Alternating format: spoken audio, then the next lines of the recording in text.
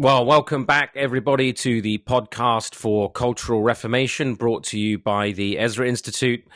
I'm Dr. Joe Boot, and with you, as I am most weeks, as president and founder of Ezra. And we have a special episode this week because I am actually joined by a very special guest from an organization and ministry that is close to our hearts because of the work that they do and the synergy of what Ezra is about with what this organization is about also. So I'm going to just introduce our guest in one moment here. Before we do, I want to remind you that the opportunity for registering for the Worldview Academy in Canada is now closed. In fact, we are underway with the Worldview Youth Academy here in Canada, but there is still an opportunity for you to register for our Worldview Family Camp in Minnesota, which happens at the end of August. So if you are interested in that, you're interested in going as a young adult or as a young professional or as a family with children or with youth or on your own, that is an open event. It's an open multi-day worldview learning opportunity in a beautiful setting in Lake Country there in Minnesota. And so we would encourage you, if you want that opportunity this summer, we've still got some space there. You can sign up for that. Just go to our website, ezrainstitute.com, and you'll be able to see there all of the details and sign up for our family camp. So take that opportunity this summer and join us. Now, today, as we continue our series, Presuppositions and Conversations, we have a special guest with us, Dan Smithwick. I think I've pronounced that correctly. He'll correct me if I'm wrong. And he is from the Nehemiah Institute. Welcome, Dan. Thank you for joining us today. Well, thank you for having me, Joe. I'm pleased to be here. The only place in the world where Smithwick is not pronounced Smithwick is in Ireland, where it came from, and there it's pronounced Smithwick, like Smithwick ale. Oh, yeah. Is that right? So I did get it right. Yes. Excellent. Yeah, you got it right. The Irish have a funny way of saying a lot of things, but we'll leave that discussion there. Dan, we do appreciate you joining us, and I think this might be is this the first time you've joined us on the podcast for Cultural Reformation, or have we had you before? It is. We've spoken a couple times on phone, but this is our first time on the broadcast. Yeah, so we're excited about the opportunity to talk to you, and I know that our listeners around the world, but concentrated in the Western context here in the Anglosphere, will be very interested in what you have to say. And I want to mention, just as we get going here, given that you've been in leadership in the Nehemiah Institute for many years, and I know there's a change ahead coming for you, but a lot of people are not aware that Ezra Nehemiah used to be one book in the Jewish canon, and you often, for us as a ministry, when we talk about Ezra, the Ezra Institute, people are kind of intrigued. They're not always sure that is that the biblical Ezra you're referring to. Of course, it is. But those two books, Ezra and Nehemiah, belong together because it was a combination of the work of Ezra and Nehemiah that led to that season of rebuilding, of restoration and reconstruction among God's people with the rebuilding of the city wall. And I often have to remind people that Ezra the scholar, who often doesn't get quite the same attention as Nehemiah in the pulpit with the preaching, because Nehemiah's got this kind of interesting conflict going on with Sanballat and Tobiah, and it's the sword and the trowel. I think Charles Spurgeon actually in the 19th century in England here had a journal that ran for many years. I've got lots of copies in a collected volume. Yes, I'm familiar with that. Yeah, and it was called yes, that's right. And it was called The Sword and Trowel. And this whole kind of notion of rebuilding captures people's imagination. And sometimes people forget that without the work of Ezra, who went in and called the people away from syncretism and their idolatry, and called them back to the word of God, so that when Nehemiah said, right, who wants to volunteer for rebuilding, there were actually volunteers. So those two books belong together, Ezra and Nehemiah. And there's an obvious synergy between the work that we do as the Ezra Institute and the work that you've done over many, many years at the Nehemiah Institute. I'm only sad that we didn't meet a decade ago and have more time to talk and interact and figure out ways of partnering. But why don't you kick us off, Yes. and by telling us a bit about the Nehemiah Institute and your work there, and fundamentally what you do? Thank you, Joe. All of what you said is most interesting for sure. And I often argue that, Nehemiah could not have done his work without Ezra first, because Ezra, as the high priest, brought the foundation, the theological foundation that Nehemiah had to build upon. And I founded the Nehemiah Institute in the 80s. Short story, I was working for Pat Robertson for a while, and we were working on things addressing cultural issues and what was going wrong in America.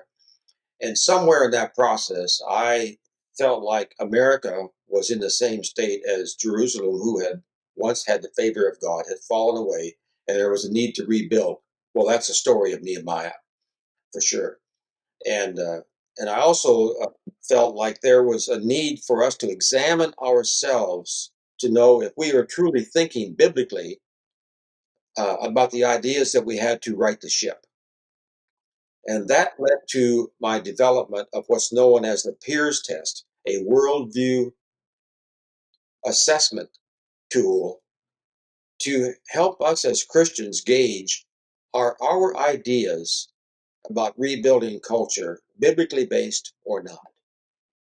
Because if we're not being biblically based, then why should anybody listen to us? Why should God give us favor? Uh, so that's what led to the development of this instrument known as the Peers Test. Peers is an acronym, PEERS, politics meaning civil government, economics, education, religion, and social issues. So that acronym, those spheres, we believe, of course, that every culture has to do those five somehow. By some presuppositions, those five spheres have to be done in every culture.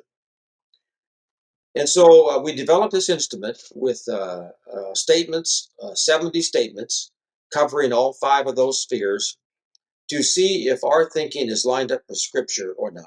And so Christian schools primarily use our instrument to gauge how well they're giving their students a Christian worldview. Uh, our audience for 30 years has been Christian high schools and Christian universities, about, I would say, 85% high schools. And we publish on our website what's called the Peers Trend Chart. And it's not a pretty picture because it shows, according to this validated assessment, that our kids are going with the flow of culture, which is clearly the wrong direction. And so it's a tool that highlights with very objective data where our youth's thinking is going in the wrong direction. And we're known for that. We've done a lot of work in Brazil as well as some other countries, but most of it has been in the U.S. And it's it takes about 30 minutes to go through the Peers test. You can, it's 24/7. And we've been doing this, like I said, for 30 years. Now we're getting ready to release an upgrade of that on a new platform called worldviewcheckup.org. And two big differences. Now the results are delivered instantly. When someone finishes the last question, they get a pop-up scorecard. Prior to that, we always would process the results and send results back by mail.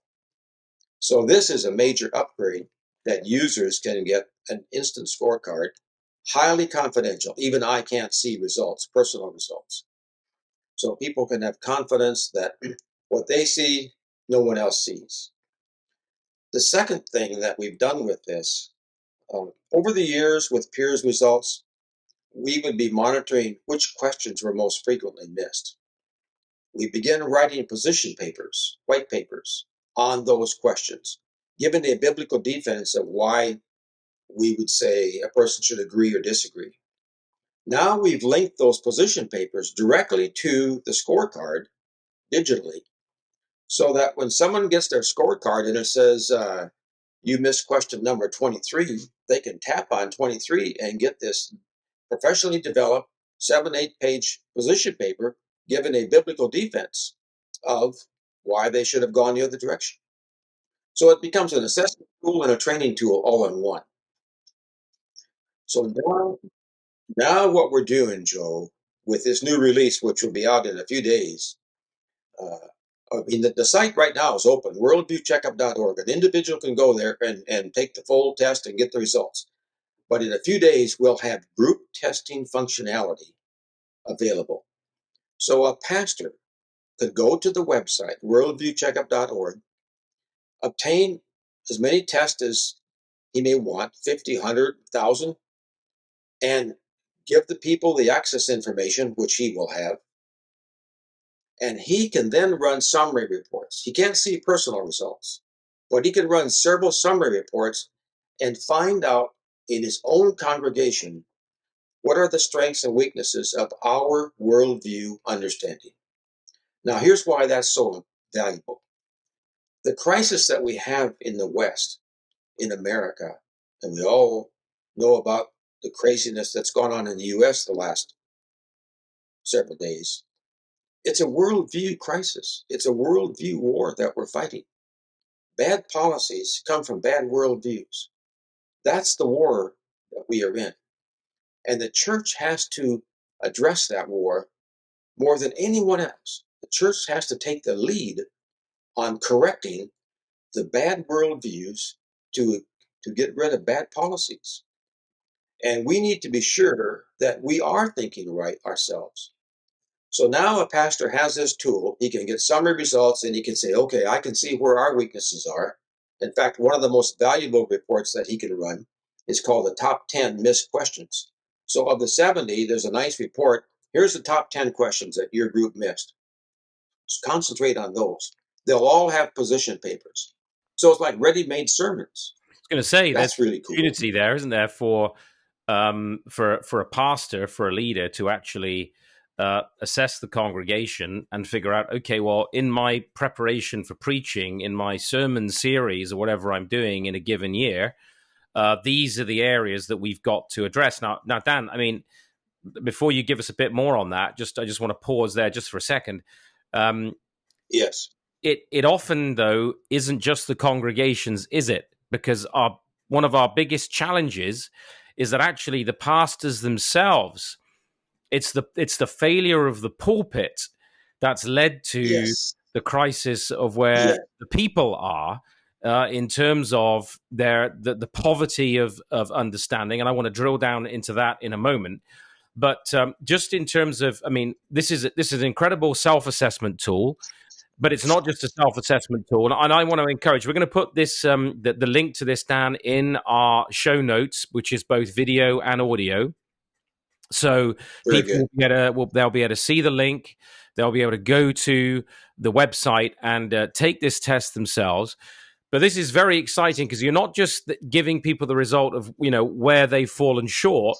You've now got here is some reading material for you to understand this point and wrestle with it. But we also need, Dan, I'm sure you'd agree, and perhaps you can comment on this, pastors themselves to wrestle with the worldview issues and ensure that they, when they come to the Word of God and are preaching Sunday by Sunday, they are actually communicating a biblical world and life view to their people. Do we have any data on pastors? Yes, we do. And the way we get most of that is by pastors of churches that have Christian schools. And so they say, well, if our kids are taking this assessment, maybe I better take it and see where I stand if we're talking about this as a valid instrument.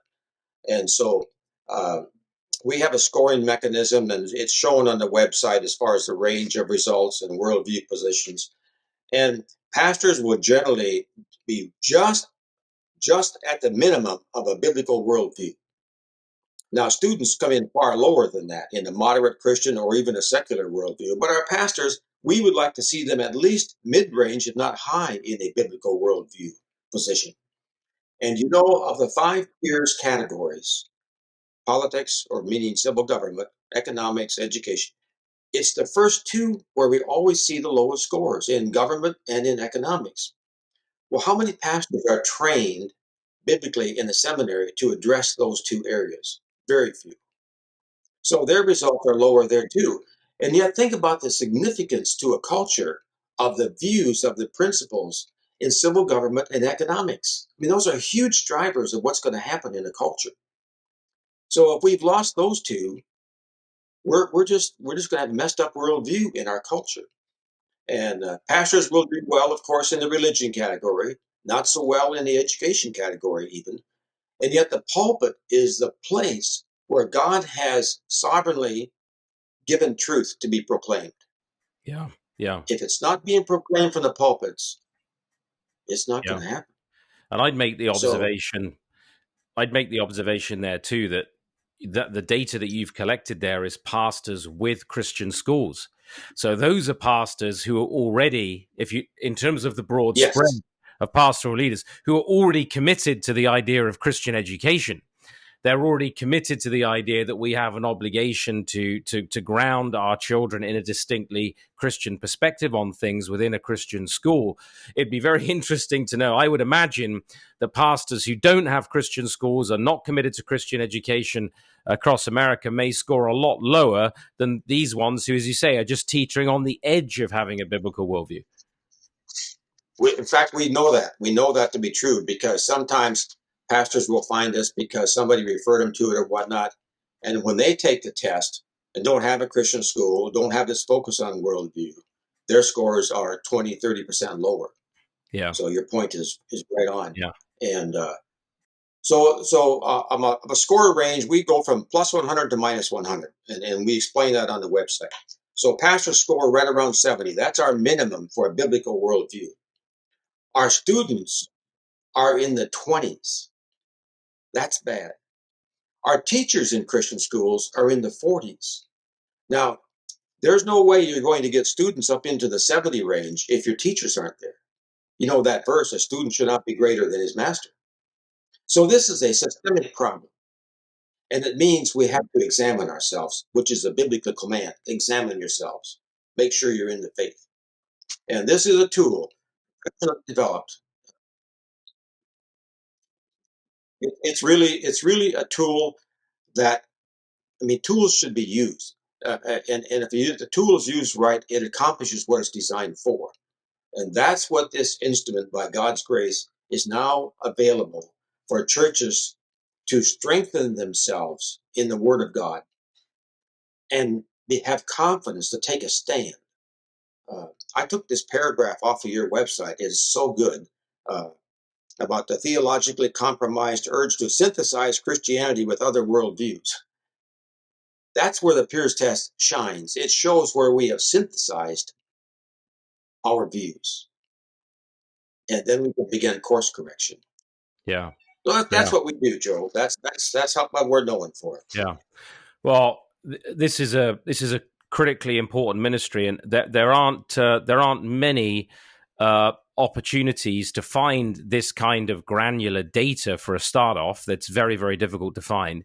And for this kind of Yes. analysis, not just to provide sociologists with some grist for the mill, but to provide Christian parents, Christian teachers, pastors with an assessment tool with accompanying material that will enable them to bring a corrective to that. And of course, that's where we would say also to people, to our listeners, this is where the Ezra Institute shines in providing Yes. those resources, our books, our digital resources, our podcast, and our in-person training programs, especially for young adults, for 14 through 19, and then our programs even for young professionals. Nehemiah's ministry here, your ministry that you founded, really reinforces, and this is why I'm so thankful for what you've done and the way you've highlighted this, because it desperately needs highlighting. And actually, especially in Canada and in the United Kingdom, this needs to be much more known and understood, because uh, the United States, of those three nations, and and we could of course include places like New Zealand and Australia in this as well, but Yeah. in the speaking Yes. world, Yes. the US remains the most Christianized. It still has the strongest influence of the church. It still has, of those nations, it still has the strongest influence politically and socially of Christianity. And yet, look how bad those numbers are. And I was looking recently, Dan, at this book on Yes. American worldview inventory from George Barna. A report on the state of worldview just in the United States generally. As you know, they carry out this kind of research, and I think Yes. um, Yes. yours is that much more focused and providing the resources. But there were a few generalizations here that grabbed my attention that I'd be interested in your comments on. They found that only 6%, bearing in mind what I've just said, that America undoubtedly is the stronger of the English-speaking nations from the worldview standpoint. And yet, here's the results of this research. 6% of American adults, only 6% possess a biblical worldview. 6%. And this was the bigger shock to me when I first read this, or at least there was a. I must admit that even I was a little bit surprised reading this. But it actually ties in, I think, perfectly with what you've just explained about the testing in the schools. He says the incidence was higher in certain portions of the population, such as theologically defined born-again Christians. But of those who say I'm a born-again Christian, theologically, 19% only had a biblical worldview. Correct. And those who regularly attend an evangelical church, 21%. I mean, this is staggering. We're only marginally better than the general American population. It stands at 6%. You go to the evangelical and confessionally born again churches, and you're hovering around 20% having a biblical worldview. This is if this isn't corrected, Dan, isn't this pretty much a dire diagnosis? Isn't the trajectory here that we're on, unless there is a course correction, basically catastrophic for the Anglosphere? Here's how I explain to audiences what you just said. The Peers data, which now has a 30-year trend chart tied to it, going the wrong direction, with pastors at 70, parents and teachers in Christian schools at 40, and our youth at 20. And that means that about 2% of kids in Christian schools have a biblical worldview. 2% of kids in Christian schools, even though their websites say we're giving your kids a biblical worldview education, they're not. So I say if the 30-year trend continues another 30 years, if the mathematical trend just continues the same, where will we be in 30 years? And I have a one-word answer: Europe. We will be like Europe, where less than 5% of the continent is in church on Sunday. That's where we're headed. The world is going to be secularized and then socialized. This is the crisis of the day for the world, the Western world, for sure.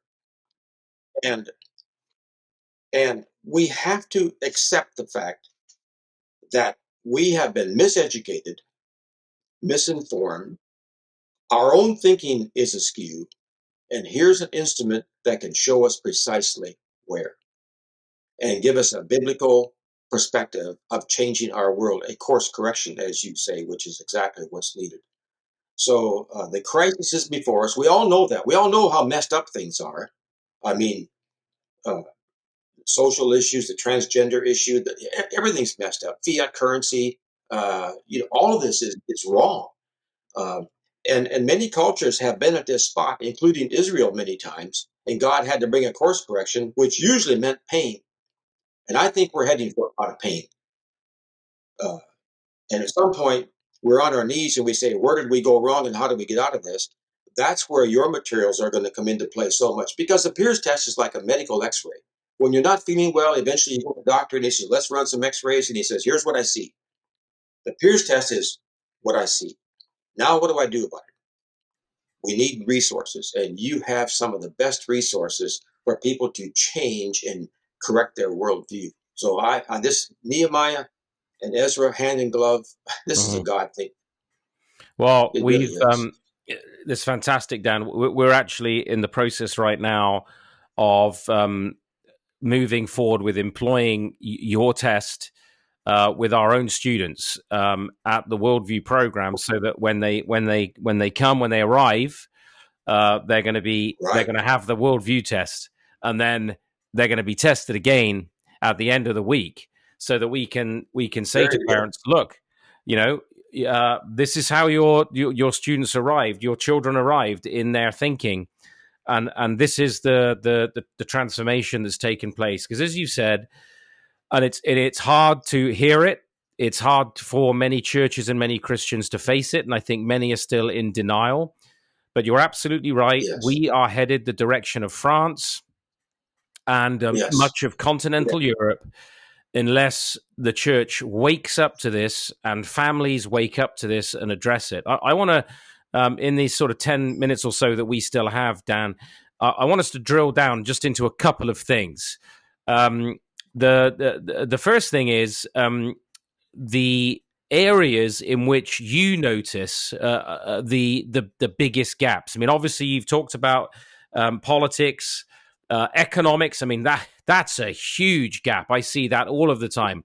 Um, you know, Yeah. Christians who maybe understand that euthanasia and abortion should be opposed, although they're increasingly in decline. But there are Christians who recognize that, but yet think socialism, welfareism within social policy, economically, is the way forward, and they're not really concerned about free markets and so on. So that's a huge gap. Education, of course, it's a struggle still in many contexts to help parents and churches to recognize you have got to instill a Christian education, a Christian worldview education for your kids.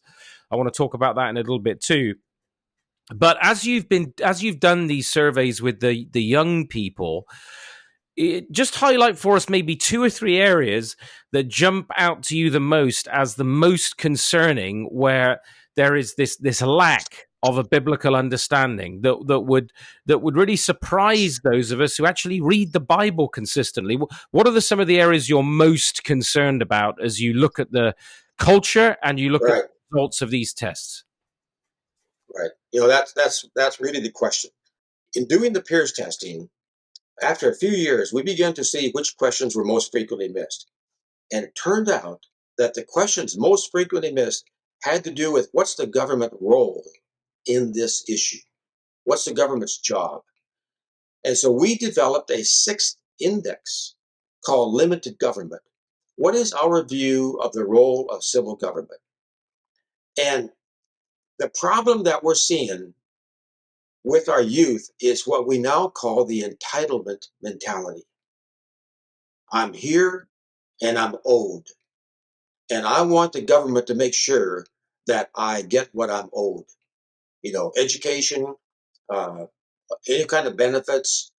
That's dangerous. That leads to dictatorships because politicians will run on that platform. If you elect me, here's what I would do for you. In most cases, that should be seen as a red flag because it's not their job. But this is what happens. Exactly. Absolutely. Absolutely. So uh, this is a real challenge, is to show. You take civil government. There's four realms of government: civil government, uh, church government, family government, and self-government. If you don't have self-government functioning right, the person will eventually blame the other three for why they're a mess. That's bad. Because self-government means I'm responsible for my life. I'm responsible for the actions I take. I'm responsible for the good or not good that I have. And so this entitlement mentality, and we show the questions that produce that problem on the Peers test. There's 17 out of 70 questions that fall into that category of the problem with a wrong view of civil government. But that's our schools teach this, and the cultural media does this, and the politicians say this. Just elect us and everything will be fine. Now that's a problem on both sides of the aisle, right? red or blue. This is the problem. And I'm concerned that in America, we've devolved to this place that Washington is going to be the savior.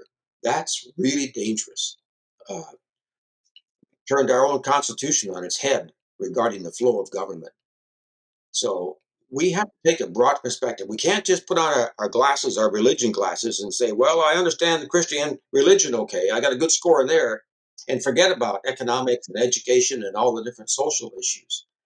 So this really is a wake-up call to, I mean, when Jesus said, when it's in the Old Testament, it was Isaiah, I believe it is, your thoughts are not my thoughts are not your thoughts. That was not a compliment. No, That's no. criticism. Yeah. Yeah, that's a good point. Yeah.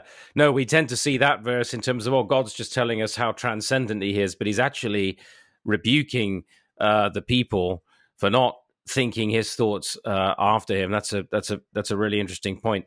The this whole difficulty that you've highlighted, and I would totally agree. My experience over the last 25 years or so, and especially the last 15 since founding the Ezra Institute. And it's one of the reasons that my most recent book was published last year, Ruler of Kings, towards a Christian vision of government. I think is so Absolutely. important because I saw this massive gap that whenever people might, as you say, score reasonably well in grasping the basics, the fundamentals of the gospel of salvation through Christ and redemption, and so on and so forth. But as soon as you move outside the arena of confessional dogma about Christian doctrine in the life of the Church Institute, and you move into the areas of education and all these other areas that the Bible speaks to, we see, Dan, how essentially we've ecclesiasticized the Bible. We've said that this book is for the Church Institute only, and it speaks to theological or doctrinal questions about my personal salvation. But, of course, the Bible doesn't really address economics or law or politics or education and so on and so forth. And we've actually denied, in that sense, the sufficiency of Scripture. We've denied the perspicuity of Scripture for its teaching about these various areas of life, implicitly at least, if not explicitly. And we've truncated the meaning of the kingdom of God to, our Bible study, our personal salvation, our attendance at church on a Sunday morning. And so then Christians, I found them to be all at sea. We saw it so dramatically on display during the whole COVID era of people accepting the massive overreach of the state. That was in many respects a sort of, in my view, it played out the worldview deficit. Not just in the culture at large, but in the church itself, that there was an absolute decay, a poverty of understanding of what the Bible says about these issues. And we saw it kind of rolled out in real time as Christians did not know how to respond to state overreach and government overreach and so on. And that's really, Dan, why I, in the end, wrote Ruler of Kings towards a Christian vision of government, which I hope listeners will pick up, especially in light of what you've said. Because that issue of government and the role it's supposed to have, we've almost viewed the government as salvific. It's the messianic state now. We expect it to look after us from cradle to grave. And as you say, whatever side of the aisle you're on, you take Britain, for example, or Canada, and you look at whether it's the progressive left or the so-called conservatives, they're basically all social democrats now. It's all big state, high taxation, government control of one area of life after another, and Christians let it happen without critique. Is that fair? Absolutely, totally correct. And if we were really biblical, if we were biblical worldview Christians, taking responsibilities, we would shrink the state governments because we would be taking things away from them. They wouldn't have to do those jobs. And it would just disappear. So we don't have to start at the top and try to correct it. We just fix the bottom, our families, our churches, our schools, and it will gradually produce the kind of governance that a nation should have with minimal input from the state government, minimal. And limited government is what our founding fathers envisioned and were concerned about. that this new federal government would take control of everything. And they fought over that. That's why we have our 10th Amendment in our Constitution, the flow of government.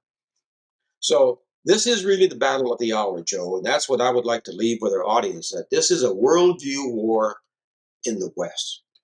And we have to understand how to fight a worldview war. Yes. Yeah. Well, look, before we sign off here, and you make some closing remarks, Dan, because I totally agree with you. This is what we at the Ezra Institute are trying to communicate all of the time. It's about world and life view. We have to, and actually the distinction between world and life view and simply doing dogmatic theology, as you said, pastors can go to seminary for 3, 4, 5 years, and they come out without any understanding frequently of these issues, no sense of how to apply the word of God, the biblical world and life view to these issues. They may have, they've come out with their pastoral theology and their dogmatic theology and their systematic theology, but when it comes to actually having a biblical world and life view for the totality of life, they frequently come up short. And so I want to just focus for just a couple of minutes here on this question of Christian education, because I think you said something earlier that is very, very important that so many people miss. And one of the things, Dan, as you know, that I was involved with during my 2 decades in Canada was the launch of a classical Christian school movement. And I was the founder of Westminster Classical Christian Academy with my wife, Jenny. We founded that in downtown Toronto. It's 10 years old now. We spoke at the 10th anniversary celebration in May, and it's great to see the school full and thriving. And the burden, the passion behind that, Dan, was actually in Southern Ontario, was not that there were no schools professing to be Christian schools, but that the so-called Christian schools that were on offer, for the most part, fell drastically short of what would actually make for a biblical world and life view education. They were Christian schools in name, in that they were generally had a preponderance of Christian staff. They would talk about having a Christian ethos and a Christian environment, but they were just running out the state curriculum, the standard state curriculum, and thinking that by gluing some Bible classes on top, which I guess would fall under your section of religion, gluing a couple of chapel services into the week on a Monday and a Wednesday, that now constituted a Christian education, and the students quite evidently did not have even remotely a Christian education. In fact, I would have said largely they looked pretty much the same as Christian kids going through the state system. And as you know, Dan, you're the expert in worldview analysis. You're the expert in the statistics on all of this. But depending on which study you read, we're losing somewhere between, and Christian parents should hear this, we're losing somewhere between 60 and 80% of our children to the church by the age of 23. And, just a Christian in name only school is insufficient. Christ has to be put at the root of the Christian curriculum cognate with race or chariot race. It literally means a race. And Paul says, run the race with patience that's been marked out for us. Well, we have to mark out a curriculum that is grounded in Christ and a biblical world and life view. Is one of the issues we're facing, Dan, based on the research that you've done, which again to me is somewhat shocking when you look at when you're down at that 20% realm, and as you said, some of these students in Christian schools, as low as 2%, is one of the problems that actually our Christian schools have not been Christian enough, that we've lacked the curriculum of Christ. Help us with that. No question. There's two things there, Joe. The curriculum is a big issue, of course. What kind of content is being used in the classroom? And oftentimes it's secular textbooks that are just, brought in and assuming that it's okay, but somebody wrote that text. Somebody had a worldview that made the text say what it says. But a bigger issue, Joe, we say, is the teacher. What is the teacher's worldview? because the teacher is going to put their spin on every subject they teach. Their worldview is going to rule the classroom. And where do Christian schools get most of their teachers? From state schools, where they got a degree in education. So they come into the Christian school with a very secular worldview, and they teach a subject, but they're putting that worldview spin on the subject. So the curriculum and the teachers are the biggies where we're failing. The classical Christian schools do a great job of changing that. So do the faith schools, principled approach schools are called. Those are the only two Christian school associations that produce good results in our test. The only two out of 10 or 12 Christian school associations. It's tragic. And parents are paying big money for most of these schools and getting the same results practically as what's coming out of the public schools. Yeah. Yeah. Tragic. That is that is both shocking and tragic, and that's a great point there. That the teacher, the magister, the instructor, the one who is, I often have said when I'm urging parents to send their children to a Christian school or to home educate them and provide them with a Christian education, is I say to them, look, when you give your child in a morning to a teacher, to that critical instructor that you're talking about. You are effectively saying to your child, whether you say these words or not, when you hand them over and you're delegating that authority to that teacher, you are saying to that child, receive their authority as you would receive mine. Yeah. I am delegating to this teacher the authority to teach you, because education is a partnership between the home, the parents, and the school. The parents, in that sense, are the first educators. They are the ones who are responsible. They're obligated to ensure their children are raised in the fear and admonition of the Lord and have a Christian education. They can delegate that to a trusted teacher. And you're saying to that child, no parent drops their child off at school and says, question everything, rebel, resist what your teacher is saying, haul them over the coals, challenge them at every opportunity. No, you say to your child, be respectful to your teachers, listen, work hard. You're saying receive their authority as you would receive mine. And we have to remember that. And so if we're handing our children over to teachers who don't have a biblical world and life view, who don't have a grasp on biblical truth, then actually we are not, as you say, there's a price tag associated, and we're not accomplishing anything different than the local government school is accomplishing. And I'm encouraged to hear that amongst those who are bucking that trend of the classical Christian schools, we've seen since the launch of Westminster Chapel's Westminster Classical Christian Academy in Toronto, some 7 or 8 now classical Christian academies have sprung up in Ontario.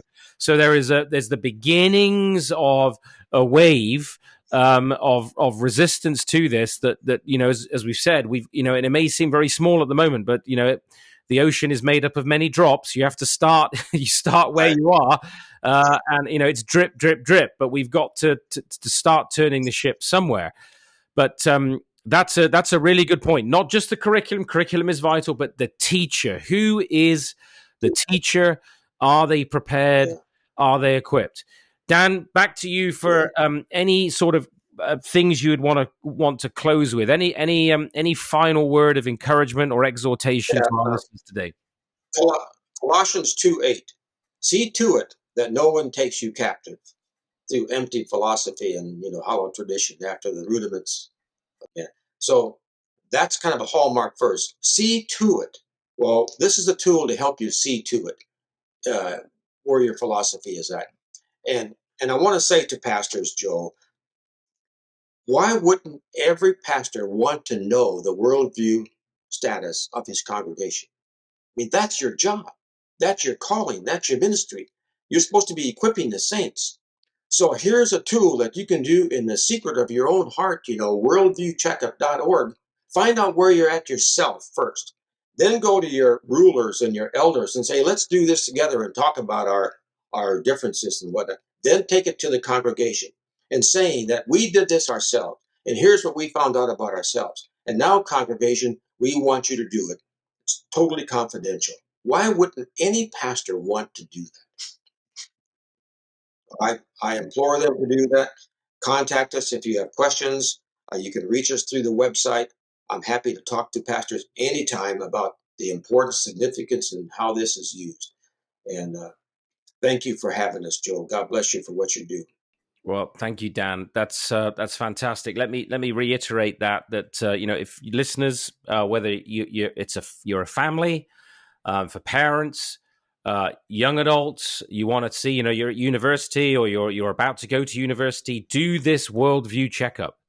See where you're at, see where the gaps are. Look at where you could then get resources from the Ezra Institute or Nehemiah Institute to fill those gaps and begin to, because we can be a jumping off point. There are tremendous resources out there, but you need guidance. We all need guidance. So this is a great place to start. So go to worldviewcheckup.org and look at this test. Pastors, if you're listening, elders, leaders, think about this fall, this autumn. Why not only do this test yourselves, but actually look at doing this with your own local church? Youth group leaders, why not youth pastors? Why not look at this? Elders boards, look at this and see, look, as elders, as teachers, as pastors, we have to know that we are apt to teach.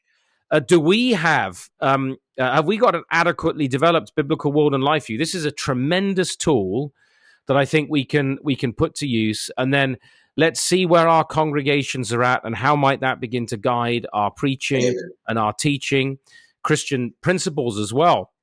After what we've heard Dan say at the end there about the situation in schools, Christian schools, I urge Christian principles listening to this. Do the worldview test yourself. Why not test all the staff? It's a Christian school. Test all of the staff. Identify where the gaps are in some of your teachers' worldviews, and then reach out to us for the resources, digital resources, online resources, print resources, books, and so on. And let's fill these gaps so that the kingdom of God is extended, so that the advancement of Christ's reign and rule and the gospel will fill the earth as the waters cover the sea. It surely will, but we have an obligation in the midst of all that to be obedient. So Dan, thank you very much for joining us for this podcast. We'll definitely look to have you back again to talk more about this, because this is such a vital issue, and see how the work is developing. This is a great tool that Ezra's been looking at and are employing now. And so we thank you for the work that you've done as a ministry. And we trust that at some point we can get you back on to talk more about this, to see how we can help lead it. I look forward to that, and I'm so thankful for our mutual friend, Andrew Sandlin. Yes, indeed. That says it's time for Ezra and Nehemiah to meet. Remember that? Yes, indeed. Yeah, that's true. Yeah, no, we thank Andrew. He's one of our fellows. In fact, he was just with us last week in Gatlinburg, Tennessee, for our Worldview Youth Academy. He was teaching with me there. So, a great blessing to both of us. Well, that's He's it. He's a fan of what we do. Yes, indeed. Okay. That's it for the podcast for Cultural Reformation. Everyone, thank you very much for listening. We hope you will join us again next week. And all that remains for me to say is to remind you that from Him and through Him and to Him are all things. To God be the glory. Amen.